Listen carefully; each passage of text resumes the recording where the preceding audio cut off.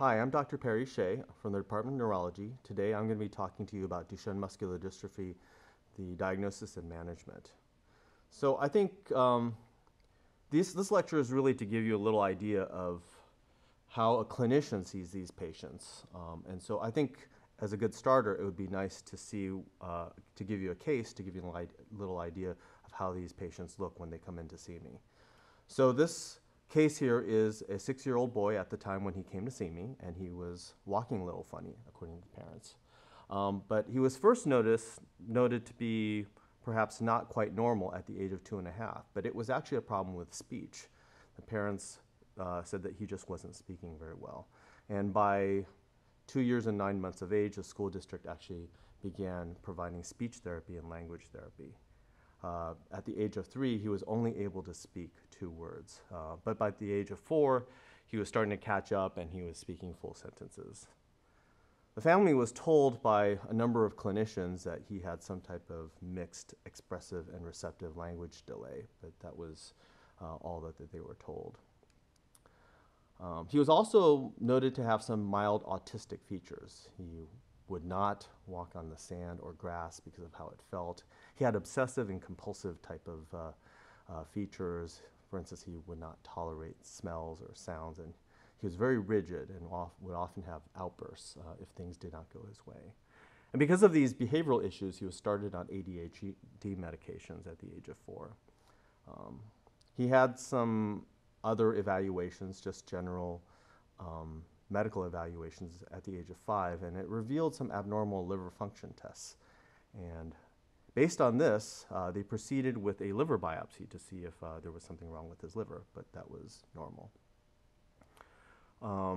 Patient's parents did notice that he was walking a little bit funny at the age of 4, but it was thought that this was probably from his autism, that he was kind of intolerant of certain sensations on his feet. But by the age of 6, it was clear that he was actually a little bit slow to get up from the floor, and he was using hands for support. And because of this obvious weakness, muscle disease was suspected. And so a serum CK test was ordered. It was quite elevated at 27,400. Normal should be about 200 or less. So looking back at his motor development, he was sitting at 8 months of age, crawling at 10 months of age, walking by 18 months of age. This is perhaps slightly slow, but pretty much within the range of normal. Weakness was perhaps in retrospect thought to be very mild. He was able to participate in a number of different activities, karate, tennis, soccer, but he was usually the slowest kid on the team. And parents noticed that he had large calves, as you can see right here, but the parents thought that perhaps he was just very strong and did not realize that this might actually be something that's been associated with muscular dystrophy, what we call pseudo-hypertrophied calves. Past medical history, just basically everything I've just told you. He has this autism, he has mild speech delay, and then more recently it was noticed that he had some weakness. There's no family history, nobody in the family who had neuromuscular disease as far as they knew. He had 2 siblings, an 8-year-old sister and a 3-month-old brother. The family support and environment were very good. This is a review of some of these laboratory studies that I already told you about. The AST and ALT are the liver function tests. They should be less than 30, and you can see that they're markedly elevated. And the CK, as I told you earlier, was 27,400, which should be around 200. So based on this story, it seemed pretty clear to the neurologist that saw him at this time that he may have Duchenne muscular dystrophy. And genetic testing was sent, and it revealed a deletion of exon 50. And this resulted in a predicted phenotype of Duchenne muscular dystrophy. So Duchenne muscular dystrophy is a disease of boys who have a mutation in this gene that's called dystrophin. Because of their inability to make the protein dystrophin, their muscles degenerate through time.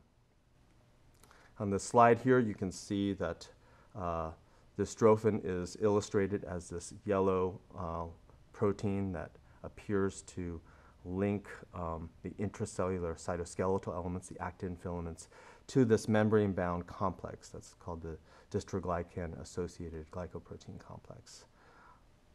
And if you stain for dystrophin in muscle, this is what it would look like in a normal patient. In a patient who has Duchenne muscular dystrophy, it would show absent staining. So the clinical progression of the disease, patients usually present with some walking problems, and there's some variability. Sometimes they present a little bit later, as this boy turned out to be. But at some point, they lose the ability to walk and they have to enter a wheelchair.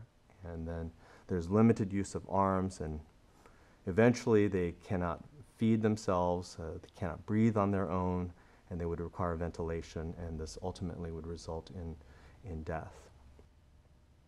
It's an X-linked disease, so this is really a disease that predominantly affects boys. So there are a few things I want to discuss here.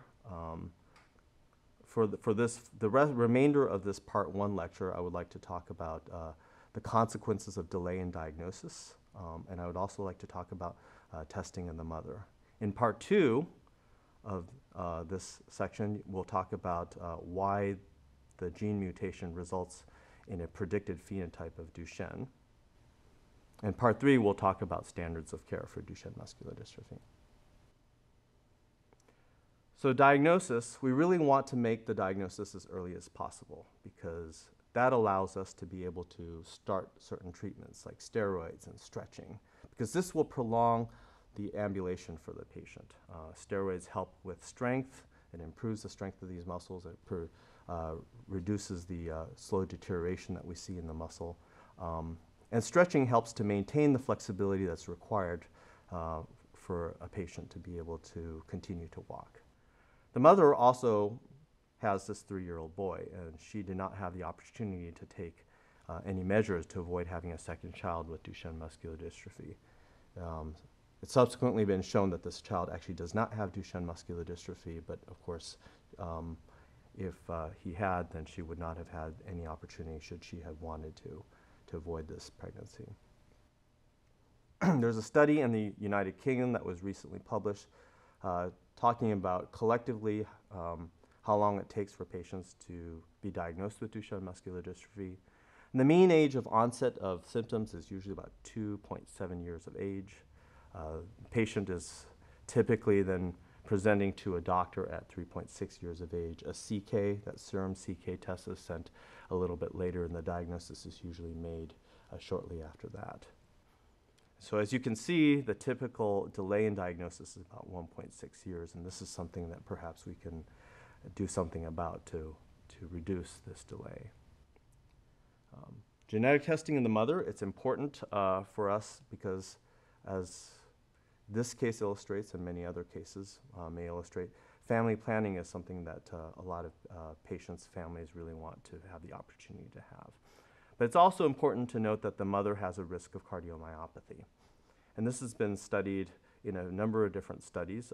I've illustrated 2 of them here.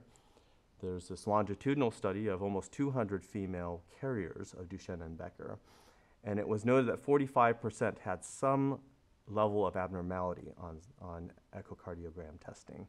And significant cardiomyopathy was noted in almost 11% of these females.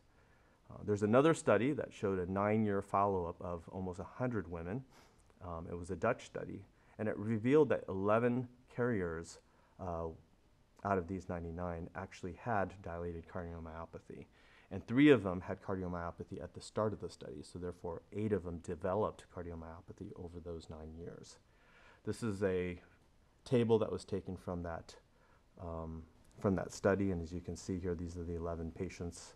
The 12th patient actually did not have cardiomyopathy, but had some mild level of cardiomyopathy at the beginning of the study.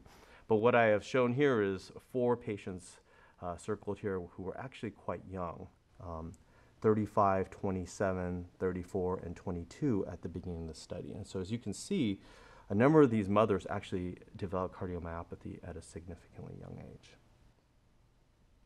So this concludes part 1 of the lecture. I just want to summarize that it's important for us to reduce the delay in the diagnosis of our patients with Duchenne muscular dystrophy and realize that mothers who are carriers as well as female siblings who may be carriers are also at risk for developing cardiomyopathy.